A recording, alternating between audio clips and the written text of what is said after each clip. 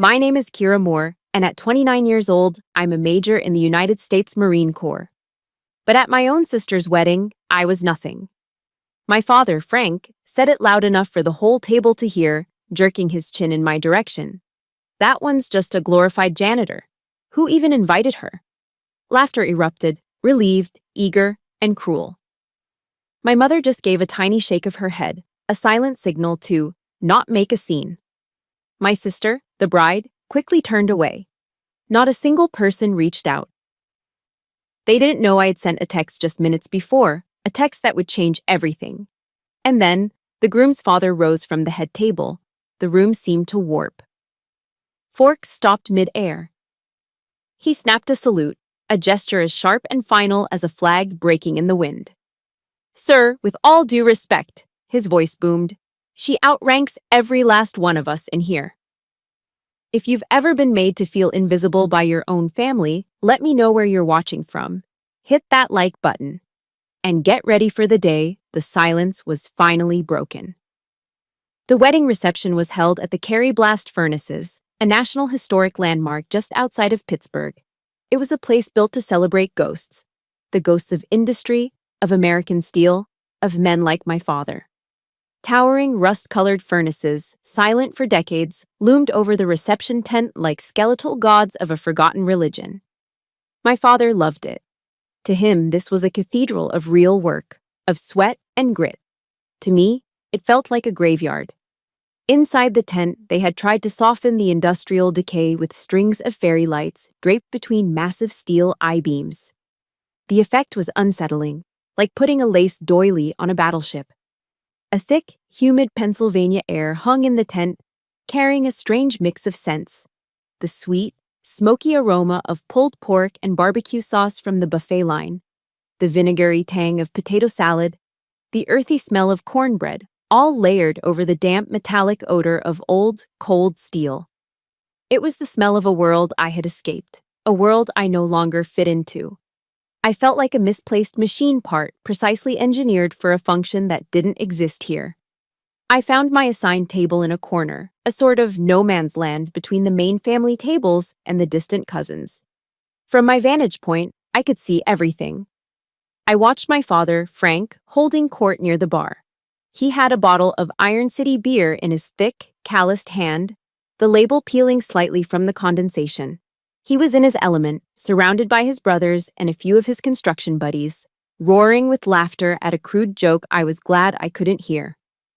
He looked completely at ease, a king in his castle of rust and iron. And as his eyes scanned the room, they eventually found me. He didn't smile. He didn't wave.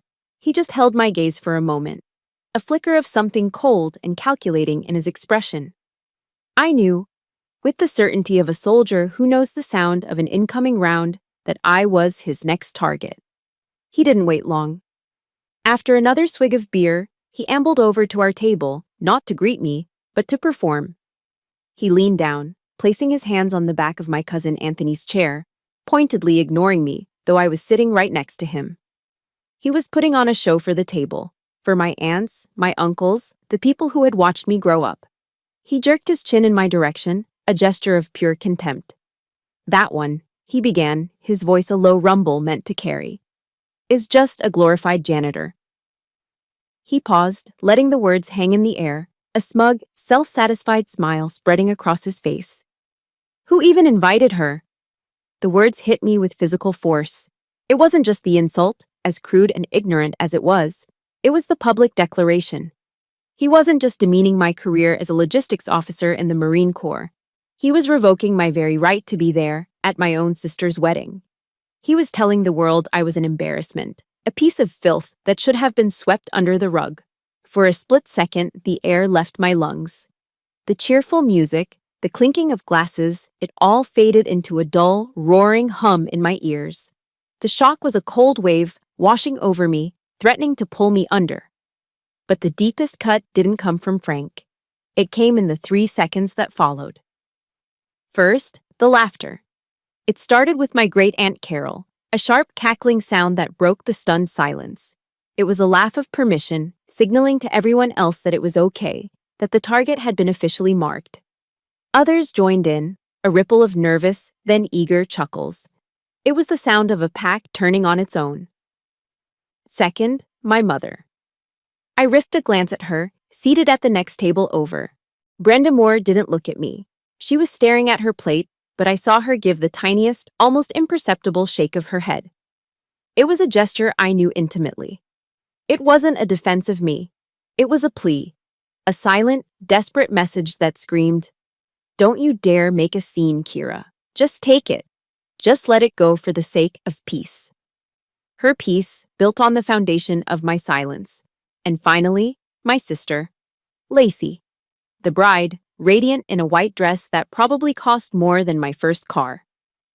I saw her out of the corner of my eye. She heard it. I know she did. But she didn't turn. She didn't defend me. She just shifted her weight, the silk of her gown rustling, and angled her body slightly away, pretending to be absorbed in a conversation with her new mother-in-law. Her avoidance was the final nail in the coffin. Their collective silence wasn't just silence.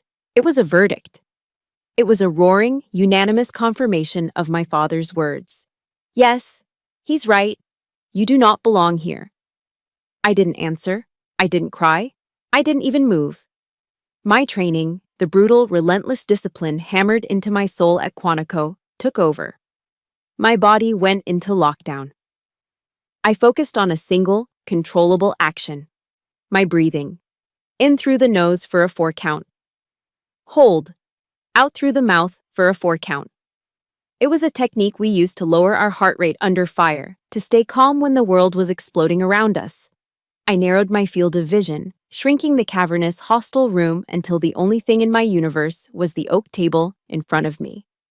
I studied the deep grain of the wood, tracing the lines with my eyes, focusing on its solid, unfeeling reality. The laughter, the whispers, my mother's cowardice.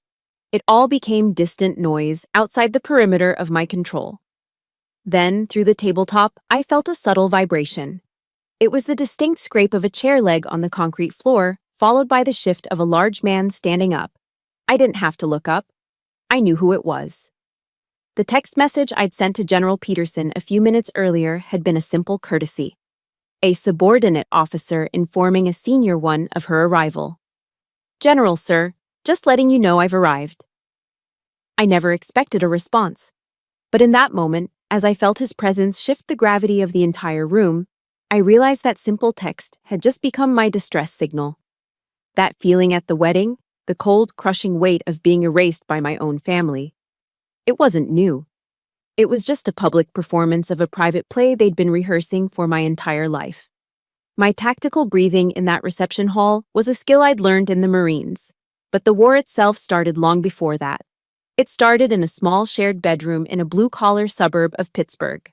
That room was a perfect map of the family's unspoken constitution. It was divided by an invisible line down the middle, 2 separate worlds under one roof. Lacey's side was a pink explosion. A chaotic, joyful mess of Barbie dolls with tangled hair, glitter, half-finished craft projects, and silk ribbons spilling out of drawers. It was everything a little girl's world was supposed to be. My side was different. It was a world of order. I had model airplanes, an A-10 Warthog, a C-130 Hercules, hanging from the ceiling on fishing line, perfectly spaced. My books were arranged by subject. My desk was clear except for the project I was working on. And my wall was covered with weather charts I'd carefully copied from the newspaper. My father, Frank, would often stand in the doorway, his large frame filling the space. He'd look at Lacey's side, and a genuine smile would soften his face. "Now this," he'd say with a proud chuckle. "This is a little girl's room."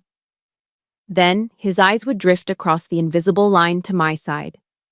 The smile would vanish. A heavy sigh would escape his lips, the kind of sigh you make when you're looking at a tax form you don't understand. "And this," he'd mutter, more to himself than to me. "This looks like the damn IRS office." He wasn't just commenting on our decorating choices. He was passing judgment on our very nature. Lacey was a delight. I was a problem to be solved. That feeling crystallized in the 8th grade. I'd always been drawn to systems, to understanding how things worked, or more often, how they broke. For the school science fair, I poured everything I had into a project on emergency evacuation logistics for our town. It wasn't a baking soda volcano. It was a detailed, multi-page analysis with flowcharts, population density maps, and calculated response times. I won first place. I remember the weight of the blue ribbon in my hand, the surge of pride so intense it almost made me dizzy. I couldn't wait for my parents to see it during the open house that evening. My mother came, told me it was very smart, dear, and then drifted off to chat with another parent. But I was waiting for Frank. When he finally arrived, smelling faintly of sawdust and beer, he walked right up to my display. I held my breath. He squinted at the complex charts, his brow furrowed. He didn't say a word to me. Instead, he turned to my science teacher, Mr. Davies, who was standing nearby. With a dismissive wave at my project, Frank said, "My kid's got some odd hobbies. At least it keeps her busy." He never once looked me in the eye. He never asked a single question. In front of the one teacher who saw my potential, my own father had reduced my greatest achievement into a quirky, time-wasting habit. The pride I felt curdled into a hot, sharp shame that burned in my stomach. The final lesson came the year I turned 16. For Lacey's 16th birthday, my parents bought her a used but reliable Toyota Corolla. There was a cake, balloons, the whole celebration. She was the baby. She needed to be taken care of. Later that year, I was selected for a week-long academic program in Washington, D.C., a huge opportunity. I just needed to cover the fee for the bus and lodging. I had some money saved from my part-time job bagging groceries, but I was short about $200. I asked Frank if he could help. He sat me down at the kitchen table and gave me a look that was supposed to pass for fatherly wisdom. "Kira, you're the oldest. You have to be self-reliant," he said, his voice firm. "Lacey is the baby. She needs looking after. Besides," he added, delivering the final blow, "I know you have that savings account. Figure it out." It was the first time I understood the cruel irony of my role in the family. My responsibility wasn't a virtue to be rewarded, it was a weapon to be used against me. Lacey's carelessness was a reason for her to be coddled. My diligence was a reason for me to be abandoned. I used my savings, and I went on the trip. But I never asked him for anything again. The public library became my refuge. It was a place where the rules were clear and the system worked. I wasn't reading for school, I was reading to understand. I found a book about the 1991 perfect storm, the real-life disaster. I became obsessed, not with the giant waves or the sinking ships, but with the chain of failures that led to the tragedy. The broken weather fax machine, the flawed forecasts, the series of human decisions made under pressure. I didn't see a storm, I saw a catastrophic systems failure. I realized then that I didn't want to ride the wave. I wanted to be the person who saw the whole map, the person who could prevent the disaster before it ever happened.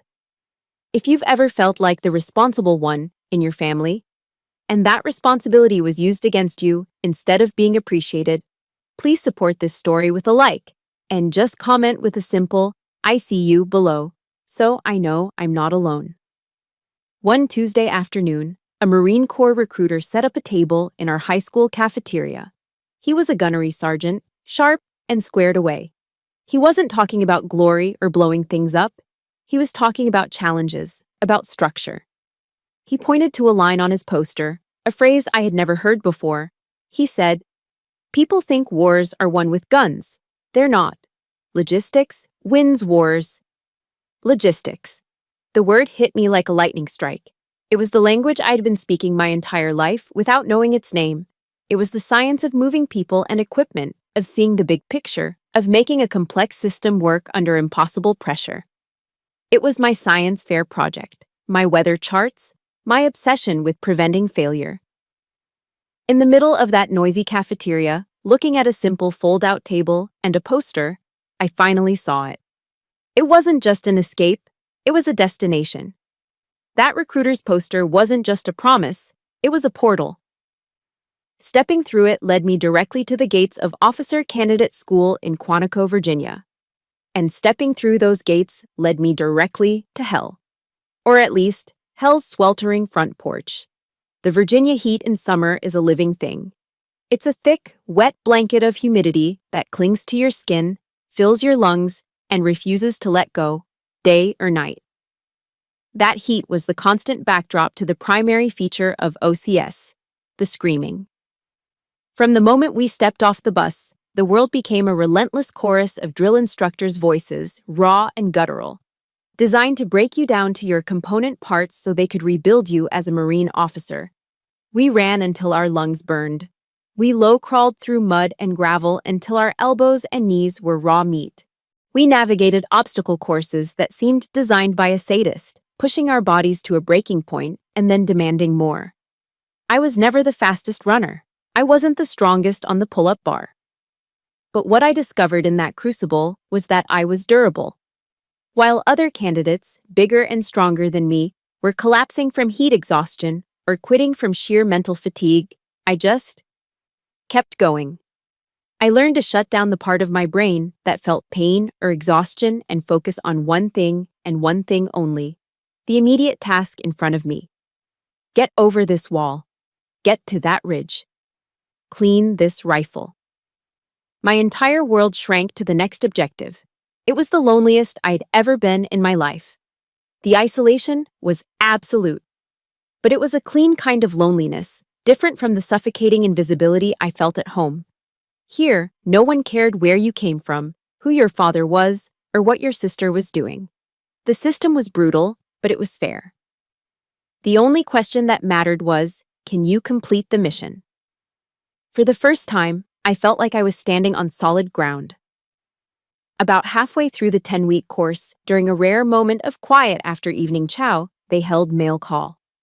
A stack of letters from the outside world, a lifeline for most candidates. I never expected anything, so I was surprised when the sergeant yelled, "More!" My heart gave an unfamiliar lurch.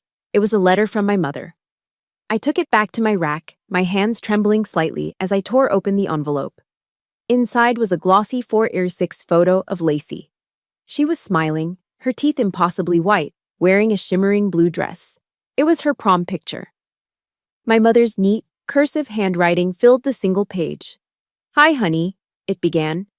"Everything is fine here at home. Your father just finished reshingling the back porch. Your sister Lacey is always so busy with her friends, you know how it is. I hope you're eating enough out there." That was it. Not a single question about how I was doing. Not one word of encouragement. No acknowledgement of the grueling ordeal I was putting myself through. It was a weather report from a planet I no longer inhabited. As I folded the letter, a final sentence, scrawled at the bottom in my father's blocky, aggressive handwriting, caught my eye. "Hope they're teaching you how to mop a floor right." I stared at the words, the ink bleeding slightly into the cheap paper. There was no anger, no sadness, just a profound, chilling clarity. This letter wasn't a failed attempt at connection, it was a reminder of my designated place in their world. It was a message from my jailers, checking in to make sure I remembered my sentence. I carefully tore the letter and the photograph into 4 neat squares and dropped them in the trash. They weren't fuel for my anger. They were dead weight, and I was traveling light. A week later, we had our final land navigation test.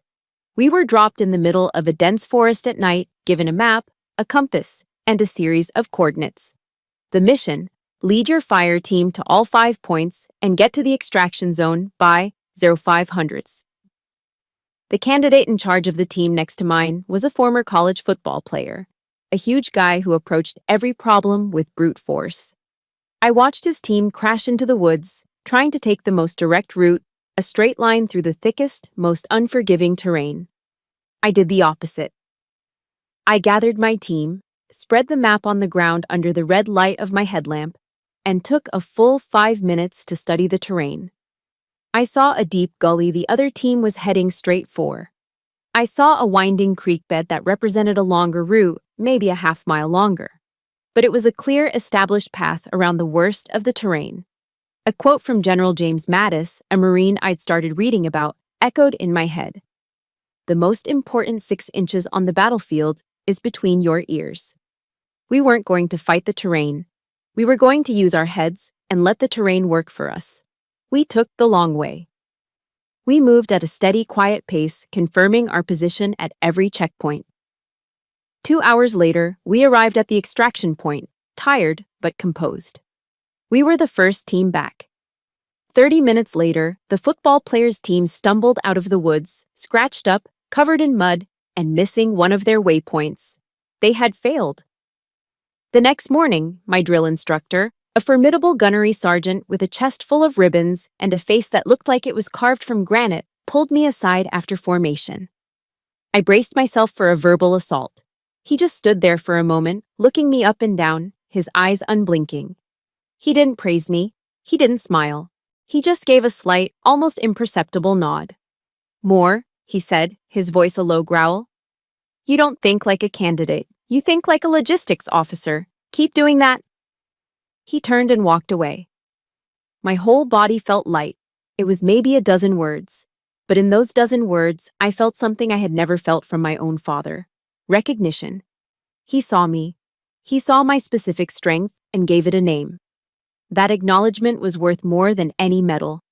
It was the first brick laid in the foundation of a new woman, a woman whose value would be defined not by the family she was born into, but by the missions she could complete. The gunnery sergeant's words at Quantico weren't just a dismissal, they were a commission. They propelled me forward across the graduation stage and straight into my first duty station as a newly minted second lieutenant at Camp Lejeune, North Carolina. It was there, in the sprawling, sandy landscape of the Marine Corps' East Coast hub, that I met the man who would teach me the true meaning of family. His name was Gunnery Sergeant Miller, though everyone just called him Gunny. He was a tall, broad-shouldered African-American man with 2 decades in the Corps and a calm, steady presence that seemed to absorb the chaos around him. When I, a fresh-faced officer barely old enough to rent a car, was assigned to his logistics unit, his expression was professionally neutral, but I could read the skepticism in his eyes. I was another butter bar lieutenant, full of textbook knowledge and zero real-world experience, and it was his job to make sure I didn't get anyone killed. My first major task was to overhaul the supply warehouse, a chaotic labyrinth of mismatched shelves, uncatalogued gear, and frustrated junior Marines. The officer I was replacing had apparently tried to fix it by yelling. I decided on a different approach. For the first week, I didn't issue a single order. I just walked the floor with a notepad, a pen, and my mouth shut. I watched the workflow. I asked the lance corporals and PFCs, the ones actually doing the work, what their biggest frustrations were. I learned their names. I mapped out the entire process from receiving to deployment on a giant whiteboard in my tiny office. The whole time, I was aware of Gunny Miller, observing me from a distance, never interfering, his face giving nothing away. About a month in, we had a crisis. A pallet of high-frequency communication radios, critical for an upcoming deployment, had vanished into the black hole of our own system. It was logged as received, but couldn't be located. Panic started to ripple through the command. My superior officer, a captain, was turning red in the face, barking at everyone to find the damn radios now. While others scurried around in a state of controlled chaos, I closed my office door. I took a deep breath, pulled up the new inventory tracking system I'd been quietly building based on my observations, and got to work.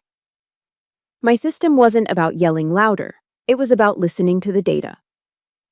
By cross-referencing the receiving dock's logs with the forklift operator's daily movement reports, I narrowed the pallet's location down to one of 3 massive, mislabeled aisles. It took me less than 2 hours to find them, tucked away behind a shipment of winter gear that had been delivered 6 months early. Later that afternoon, Gunny Miller appeared at my office door. He didn't knock, just filled the frame. In his hand was a simple, steaming styrofoam cup of coffee. He walked in, placed it on the corner of my cluttered desk, and looked at me directly. "Ma'am," he said, his voice a low, respectful baritone. "I've worked for a lot of officers. Most of them just yell louder when things go wrong. You're the first one I've seen who knows how to listen to the problem." He gave a small nod. "It's good to be working with you." The gesture, the simple cup of coffee, and the quiet words of acknowledgement felt more significant than any medal I could have earned. It was respect, pure and simple, given for a job well done. As the fall settled in and the North Carolina air turned crisp, Thanksgiving approached. It was my first major holiday away from home, and I had no plans other than catching up on work. Gunny must have known. He found me in the motor pool one afternoon, looking over a maintenance report. "Lieutenant," he said casually, "you got plans for Thanksgiving?" "Not really, Gunny, just sticking around the base." He nodded, as if expecting that answer. "Well, my house always has an extra seat. My wife makes the best sweet potato casserole you'll ever taste." The invitation was so simple, so direct, it caught me off guard. There was no pity in his voice, just a matter-of-fact offer. I hesitated for only a moment before the loneliness of my empty barracks room flashed in my mind. "I'd like that very much, Gunny. Thank you." That Thursday, I drove to a modest, tidy house in a suburban neighborhood just outside of Jacksonville. The moment I stepped out of my car, I was hit by a wave of incredible smells. Roasting turkey, the sweet spice of cinnamon and pumpkin, the savory scent of baking bread. When Gunny opened the door, the warmth and the sound of laughter and children playing washed over me. "Kira, glad you could make it. Come on in," he said, taking my coat. He didn't call me ma'am or lieutenant. Just Kira. He introduced me to his wife Sarah, a woman with a warm, genuine smile, and to their kids and a handful of other guests, fellow Marines and their families. No one asked about my rank or my job. They asked where I was from, what music I liked, if I'd tried the cranberry sauce yet. Sarah led me into the kitchen, a bustling hub of controlled chaos. "I could use an extra pair of hands on these potatoes if you don't mind," she said, handing me a peeler. And so I stood there, leaning against the counter in a stranger's kitchen, peeling potatoes next to a woman I'd just met, the sound of an NFL game humming from the TV in the living room. And I felt a sense of peace so profound it almost made my knees weak. I felt home. Later that evening, as the party wound down, I was helping Gunny clear plates from the dining room table. "I hope you had a good time, Lieutenant," he said, stacking the plates. "I had a great time, Gunny. Thank you so much for inviting me. Your family's wonderful." He stopped what he was doing and looked at me, his expression serious but kind. "In the Corps," he said quietly, "we take care of our own. It's not in the regulations. It's just who we are." He paused, letting the words sink in. "You're part of this family, Lieutenant." And with that one sentence, the carefully constructed defensive wall I had spent a lifetime building around my heart just crumbled. It wasn't a violent explosion, but a quiet, complete disintegration. That night, back in my silent barracks room, I cried for the first time in years. They weren't tears of pain or loneliness. They were tears of overwhelming, heartbreaking gratitude. I had finally found a place where I belonged. The years after that first Thanksgiving with the Millers were the most peaceful of my life. I earned my promotion to captain, and my time at Camp Lejeune was filled with purpose. Gunny Miller remained my mentor, and his family became my anchor. They were my holidays, my weekend barbecues, my emergency contacts. For the first time, I understood what it felt like to have a safe harbor. My communication with my own family dwindled to superficial birthday texts and an awkward Christmas card exchange. The distance felt healthy, like a necessary quarantine.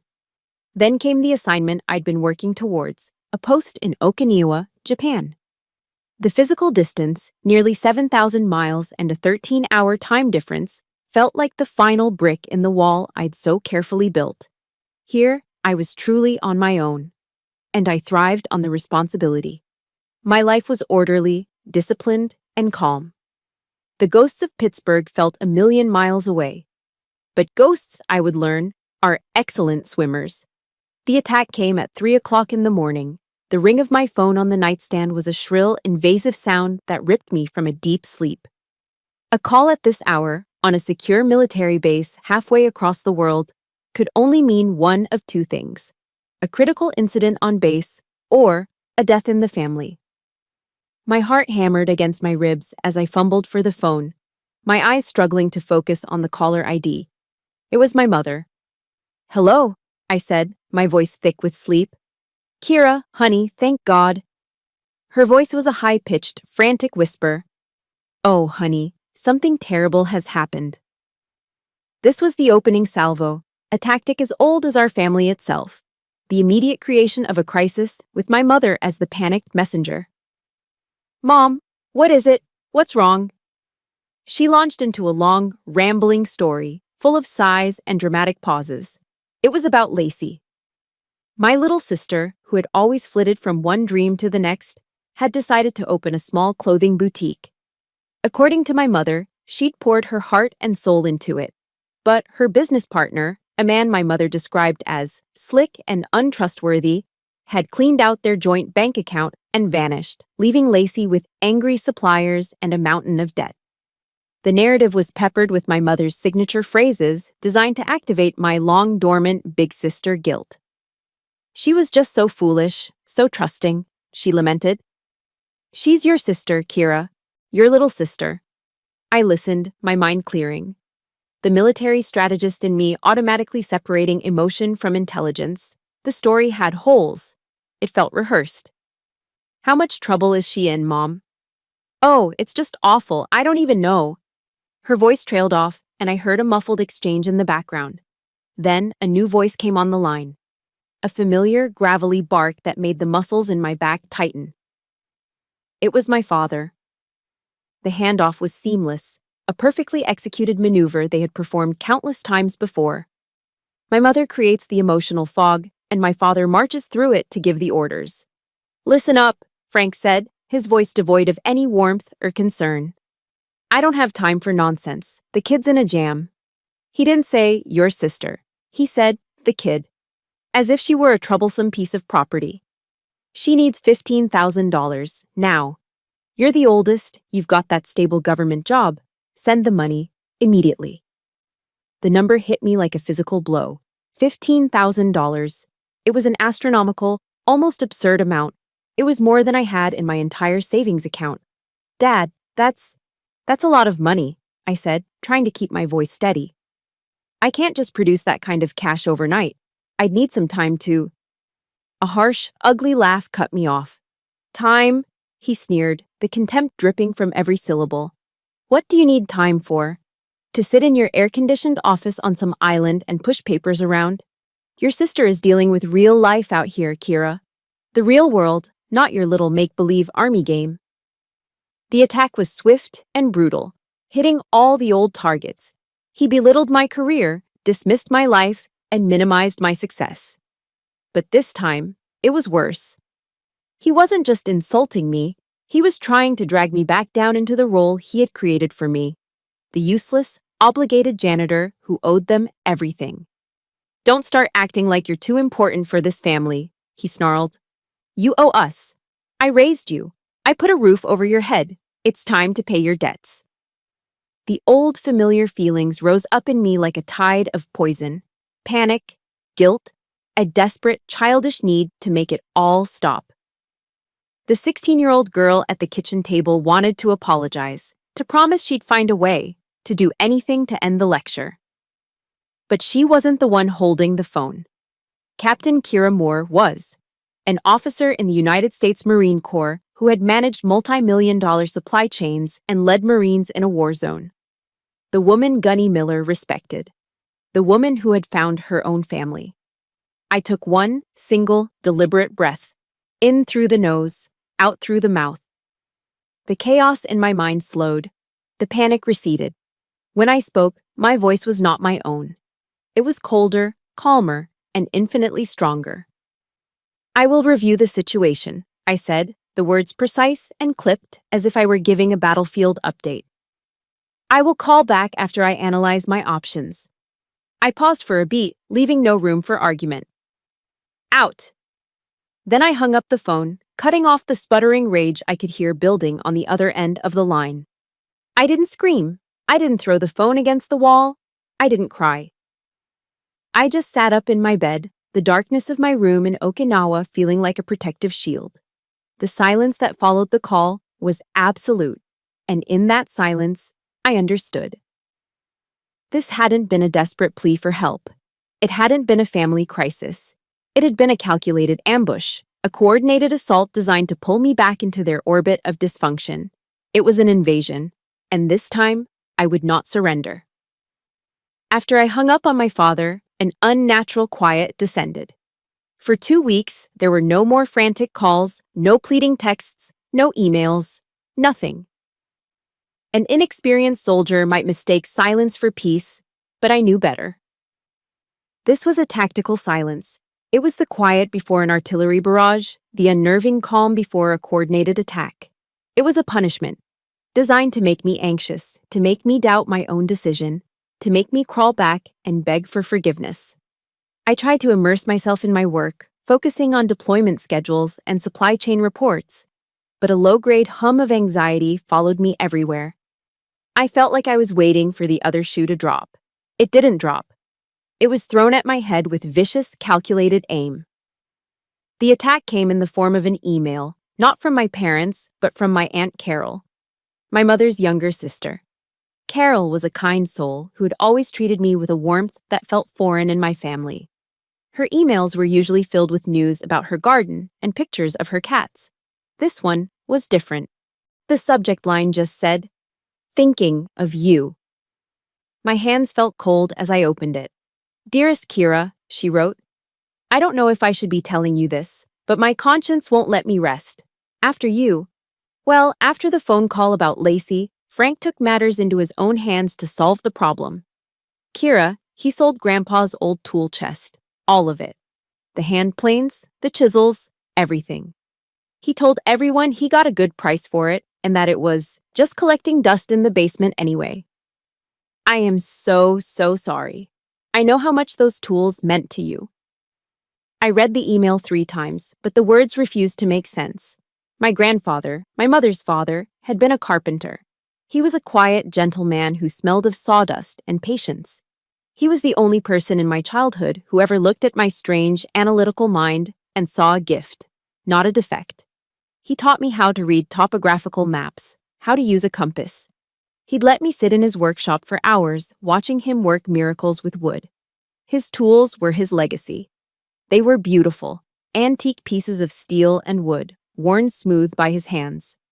To my father, who preached the gospel of honest labor, these tools should have been sacred relics. But they weren't. To Frank, they were just another asset to be liquidated, another weapon to be used against me. This wasn't about raising money for Lacey. This was a punitive strike. He had targeted the one pure, sacred memory I had from my childhood, and he had desecrated it. He had taken my last connection to the one man who ever truly saw me, and he had sold it for cash. A feeling I couldn't name washed over me. It was colder than anger, heavier than grief. It was the feeling of something inside me finally breaking. The phone felt impossibly heavy in my hand as I dialed their number. My mother answered, her voice immediately laced with a practiced, guilty tone. "Kira, honey." "He sold them," I said. It wasn't a question. "He had to, Kira," she whimpered, the pathetic excuse already prepared. "Lacey needed the money so badly. Your father—" "Put him on the phone," I said, my voice flat. I heard the phone being passed, and then Frank's belligerent voice filled my ear.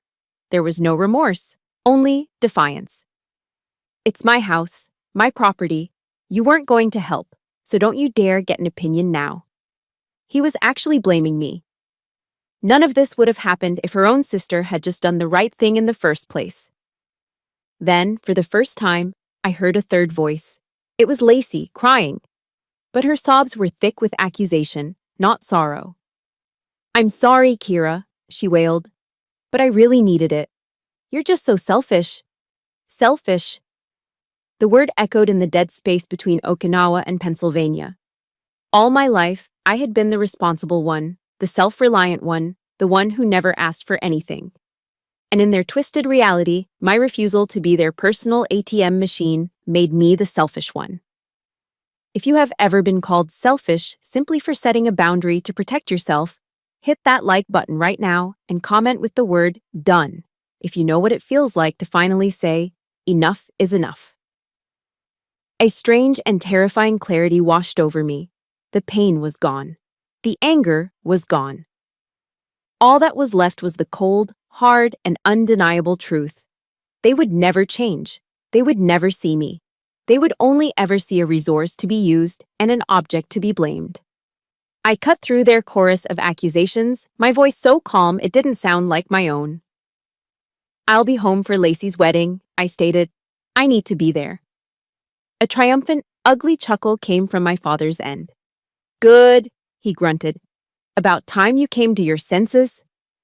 "No," I said, my voice dropping to an icy whisper. "I'm coming home to say goodbye." I paused, letting the words hang in the air for a moment, sharp and final. "To all of you." I ended the call before any of them could respond. I didn't slam the phone down. I placed it gently on the nightstand. The battle had just been declared. Not with a shout of rage, but with a quiet, deadly promise. The invasion was over. The counter-offensive was about to begin. The flight from Okinawa to Pittsburgh was 17 hours of pressurized quiet. I didn't watch movies. I didn't listen to music. I spent the entire time transforming my grief and rage into something cold, hard, and useful. A plan. The emotional storm had passed. Now, the logistics officer was in command. The moment my feet were on American soil, I made my first call. Not to my family, but to the one man whose counsel I trusted completely. Gunny Miller, now retired and living a quiet life in North Carolina, picked up on the second ring. "Major Moore," he said, his voice as warm and steady as ever. "To what do I owe the honor?" I didn't waste time with pleasantries or emotional outbursts. I presented the situation to him the same way I would brief a commanding officer. I laid out the facts.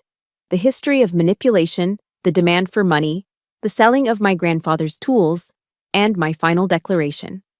I reported the facts, uncolored by tears or anger. He listened patiently, the silence on his end of the line a testament to his focus. When I finished, he didn't offer sympathy or platitudes. He offered a directive. "Major," he said, and I noticed he'd promoted me from lieutenant in his memory, a sign of his enduring respect. "They've forgotten who you are. Sometimes a leader's job is to remind them. You do what you have to do. But you do it like a Marine. Smart, not loud."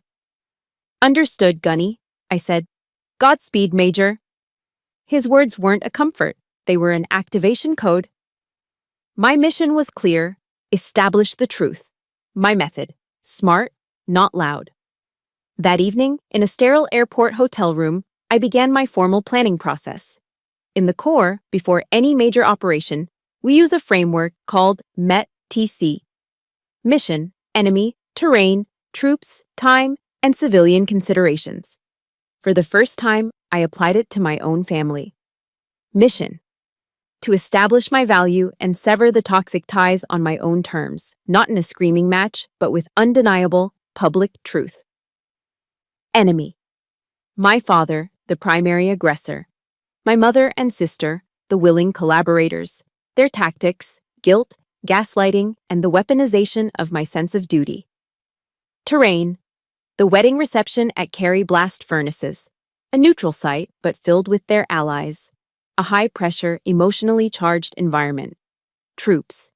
I was a force of one. My only potential asset was an unknown variable, the groom's father. This led me to the intelligence-gathering phase of my operation. I opened my laptop and searched for General Mark Peterson, the groom's father. My sister was marrying into a military family, a detail my father had conveniently ignored. The search results were extensive. General Peterson was a decorated 2-star Army general, a West Point graduate, a man with a sterling reputation. I spent hours reading articles about him, watching his speeches on YouTube. He spoke about integrity, about leading from the front, about how respect is the bedrock of the military. I read a quote from a speech he gave at a Memorial Day service. "We wear this uniform not to command fear, but to earn respect. And that respect is owed to every single person who takes the oath, regardless of rank or job." I felt a spark of recognition. He wasn't a blustering tyrant like my father tried to be. He was a man who believed in the same system of merit and honor that had saved me. He believed in the world where I belonged.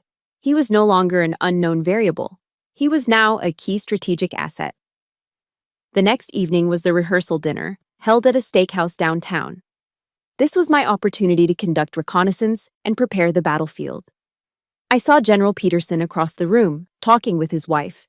He was exactly as he appeared in his photos, tall, distinguished, with an air of quiet authority. I waited for a lull in the conversation, took a steadying breath, and approached. I did not approach him as a victim seeking aid. I approached him as a fellow officer. "General Peterson, sir," I said, my voice clear and steady. He turned, his eyes sharp and intelligent. "Ma'am," he replied, giving me a respectful nod. "Major Kira Moore, Marine Corps," I said, introducing myself. "I'm Lacey's sister. It's an honor to meet you, sir." "The honor is mine, Major. Your sister is a lovely young woman. My son is a lucky man." "Thank you, sir," I replied. "Sir, if I may have a moment, I wanted to provide you with some context about my family so that you're not caught by surprise tomorrow." His expression shifted slightly, a flicker of professional curiosity. He gave a slight nod. "Go on." "My father is a man who values a certain kind of work," I explained, keeping my tone neutral and factual. "My career in military logistics is difficult for him to comprehend.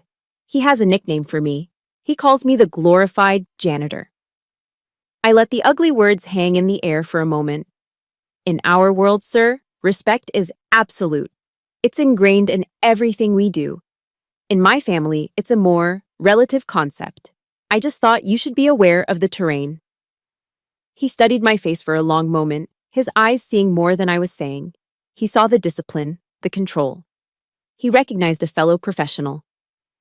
"Understood, Major," he said finally. "Thank you for the briefing." With a nod, I excused myself. The seed had been planted. I hadn't asked him for anything. I had simply provided intelligence to a senior officer. What he did with it was his command decision. Back in my hotel room that night, I faced my final tactical choice: my uniform. My full-dress blues were hanging in a garment bag, the crimson blood stripe on the trousers crisp, the brass buttons polished to a mirror shine. To wear it would be a statement of power, an act of defiance. But Gunny's words came back to me. Smart, not loud. Wearing my uniform would be loud. It would be an escalation. It would make me the aggressor in their eyes. My father would use it as proof of my arrogance. No, my power didn't come from the uniform. It came from the truth. I turned to my suitcase and pulled out a simple, dark navy blue dress. It was modest, elegant, and completely unremarkable. I would walk into that wedding not as a major, but as Kira Moore, a daughter and a sister. I would be the civilian. I would let them be the ones in uniform, the uniforms of their own prejudice, their own cruelty, their own lies. My weapon wouldn't be the eagle, globe, and anchor on my collar. My weapon would be their own actions, brought into the light for everyone to see. I arrived at the wedding reception alone. Dressed in my simple navy dress, I was intentionally unremarkable, a ghost slipping into the festivities unnoticed. I found my assigned table at the back of the reception tent, a strategic outpost from which I could observe the entire battlefield. My family was exactly where I knew they would be, at the center of everything, a loud laughing vortex of attention. They moved with an unnerving ease, my father clapping men on the back, my mother fussing over Lacey's dress. Watching them, you would never know that just days before, they had committed an act of profound betrayal. They performed their roles with a cheerful, practiced denial that was colder and harder than the steel furnaces looming outside. I didn't have to wait long. The operation commenced exactly as I had predicted. Frank couldn't resist an audience. He saw me sitting alone, saw his relatives gathered at the table next to mine, and saw his opportunity. He approached with that familiar, swaggering gait, the walk of a man who owned the world and everyone in it. He leaned over, a casual, menacing presence, and delivered his prepared remarks. "That one's just a glorified janitor," he announced to the table, loud enough for everyone nearby to hear. "Who even invited her?" This time, I didn't just hear the attack.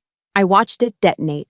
I saw the cruel, satisfied smirk on my father's face as his words landed. I saw my mother's gaze flicker away, her silence a perfect act of complicity.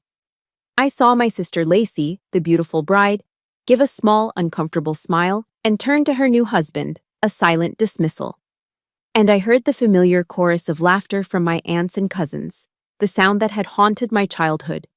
It was all happening again, just as it always had. But this time, there was a new element on the battlefield. This time, they had a witness. And then, it happened. From the head table, General Mark Peterson stood up. It was not a dramatic leap to his feet.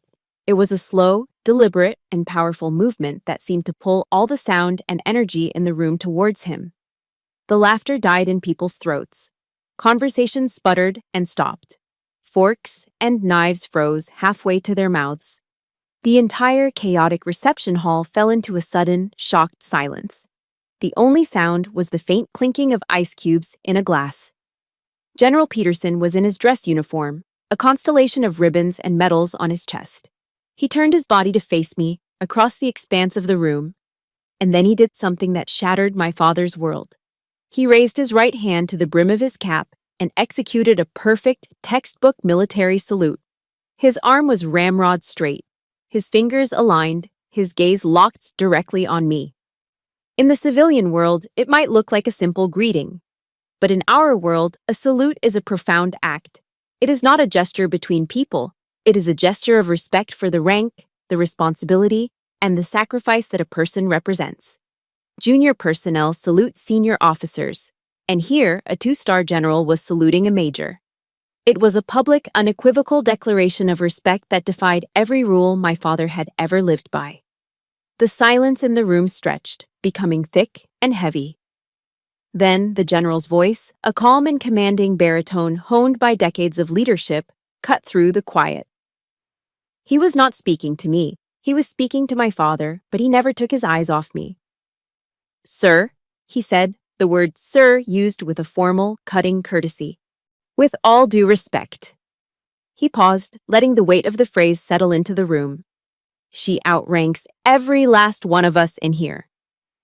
The statement was not an opinion. It was not an insult.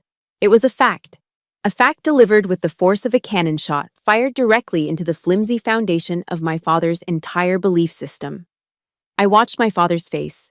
For the first time in my life, I saw him completely undone. The smugness vanished, replaced by a slack-jawed, utter confusion.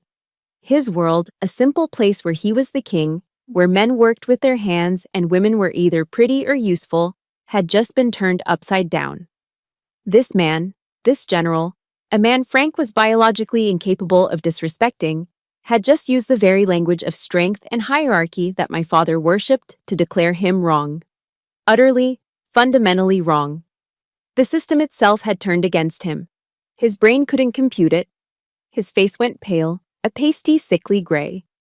A sheen of sweat broke out on his forehead. He opened his mouth, but no sound came out. He looked at me, truly, looked at me, as if for the first time, and in his eyes I saw not hatred, but the terrifying blankness of a man whose reality has just been vaporized. Then, his knees buckled. It wasn't a dramatic, theatrical fall. It was a slow, clumsy collapse. His body just seemed to lose its structural integrity.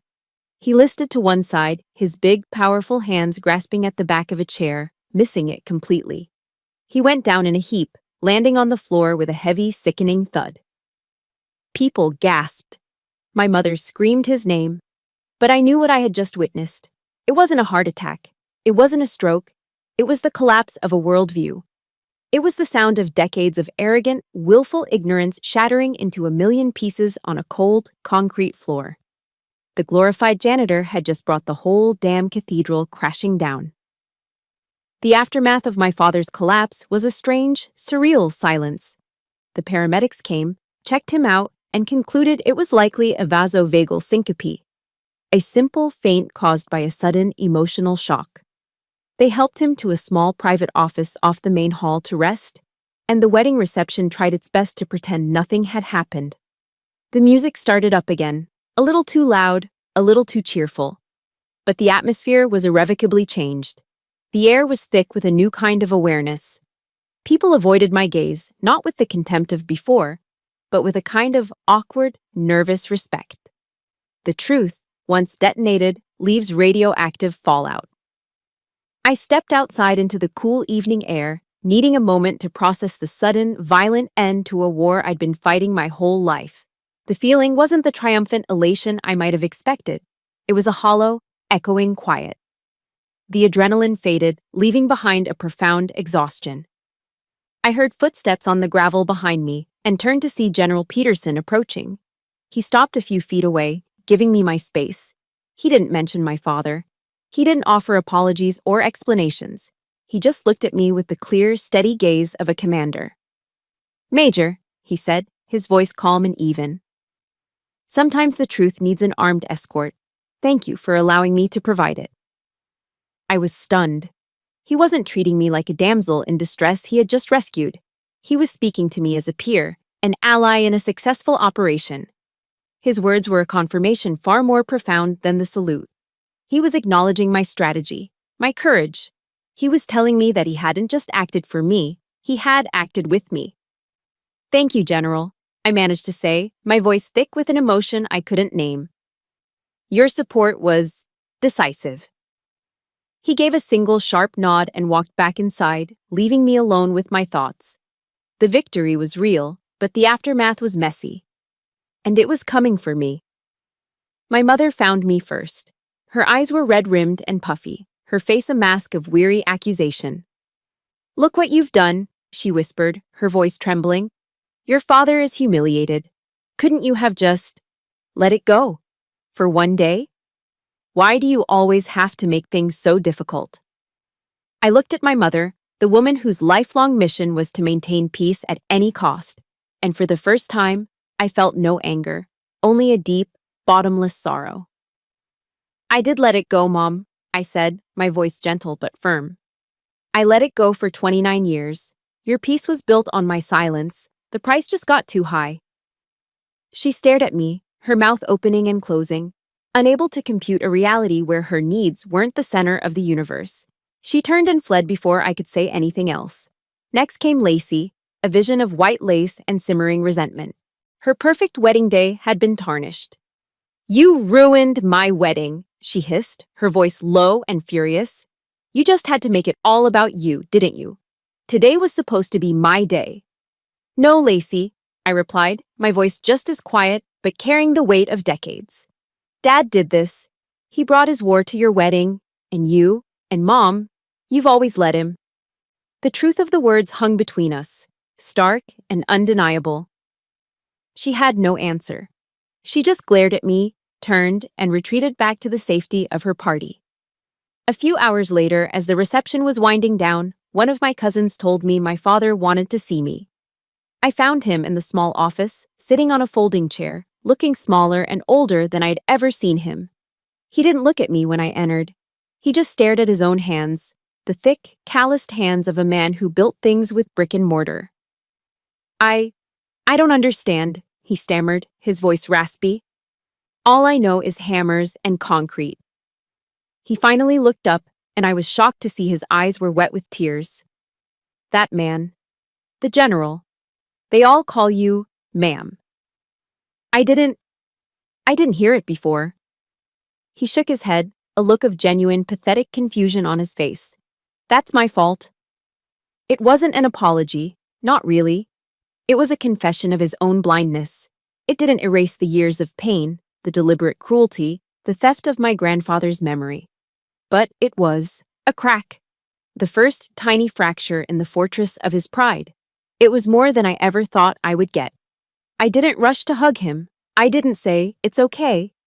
The damage was too deep for a simple bandage. I just stood there and absorbed his broken admission. "I know, Dad," I said quietly. I turned to leave, but stopped at the door. I had one final thing to say, one final boundary to draw. I looked back at him, making sure he was looking at me. "I will always be your daughter," I said, my voice clear and without malice. "But I am done being your janitor. From now on, I require respect." I let that sink in. If you can't give me that, then I'm going to need distance. It wasn't a threat. It was a statement of new terms, a peace treaty, offered after a long and painful war. As I walked out of that room, leaving him alone with the wreckage of his worldview, the words of the Serenity Prayer echoed in my mind. God, grant me the serenity to accept the things I cannot change. I couldn't change my father. I couldn't undo the past. The courage to change the things I can. But I could change the rules of engagement. I could change what I was willing to accept, and the wisdom to know the difference. I was finally wise enough to know the difference. Forgiveness, I realized, wasn't about forgetting what they did. It was about releasing myself from the burden of their judgment. My war wasn't over. The next phase, the long, quiet work of healing, was just beginning. 3 years after my sister's wedding, the world looked different. Or perhaps it was just that I was looking at it with different eyes. I'd been promoted again, and my career had taken me to a place I'd once only read about, the Pentagon. The work was demanding, a complex world of global logistics and strategic planning that challenged me every single day. It was exactly where I belonged. The distance I had demanded from my family had settled into a new, quiet reality. It wasn't the warm, easy relationship I saw in other families, but it was peaceful. The war was over. We had a truce, built on the fragile foundation of respect I had laid down that day. My father, in his own clumsy way, tried to bridge the gap. Every few weeks, a manila envelope would arrive at my DC apartment. Inside, I'd find a newspaper article he had clipped, usually something from the Wall Street Journal about military supply chains or defense budgets. There was never a note, but I understood the gesture. It was his way of trying to learn my language, to understand the world he had once so viciously mocked. It was his form of an apology, the only kind he knew how to give. Lacey and I found our own tentative peace after she had her first child, a little boy named Sam. When I held my nephew for the first time, looking at his tiny, perfect hands, the old resentments seemed to fade. In the shared, universal experience of loving a child, we found a small patch of common ground. The healing was slow, imperfect, and incomplete. But it was happening. My life, however, was no longer defined by them. It was defined by what I chose to build. On weekends, I shed my identity as Major Kira Moore. I became just Kira, a big sister in the Big Brothers Big Sisters of America program. My little sister was a 14-year-old girl named Maya. She was whip-smart, fiercely independent, and had a habit of taking apart every electronic device she could get her hands on just to see how it worked. In her curious, analytical eyes, I saw a reflection of the little girl I used to be, the one who covered her walls in weather charts. My job wasn't just to help her with her algebra homework or take her to museums, though we did plenty of that. My real mission was to be the person I'd needed when I was her age. It was to look at her intense curiosity not as an odd hobby, but as a superpower. When she successfully rewired a broken lamp, I didn't just tell her she was clever.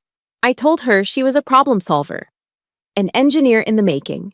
I was determined to ensure that she would never have to wait until she was 29 to hear that her unique way of seeing the world was a strength, not a flaw.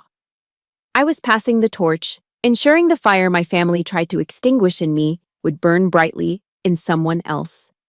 One Tuesday afternoon, a heavy cube-shaped package arrived at my door. It was postmarked from Pittsburgh. My heart did a familiar, cautious dip, but the return address was my Aunt Carol's. I cut the packing tape and lifted the flaps. Inside, nestled in a bed of old towels, was the rich, dark wood of my grandfather's tool chest. On top lay a handwritten letter from my aunt. "Kira," it read. "It took me a while, but I tracked down the man Frank sold these to. He was a collector. I told him the story, your story. I convinced him to sell them back to me." I could picture her saying the words, her voice full of gentle determination. "I think these belong with the person who knows their real value. Love, Carol." I reached into the box and lifted out his favorite handplane. The steel was cool and heavy, the wooden handle worn to a silky, perfect patina from the grip of his hand. I could almost smell the faint, sweet scent of cedar shavings and workshop dust. I ran my thumb over the smooth wood and felt the circle of my life finally close. The legacy that had been stolen from me had found its way home. The story ends here, on a Saturday afternoon, on the floor of my sunny living room.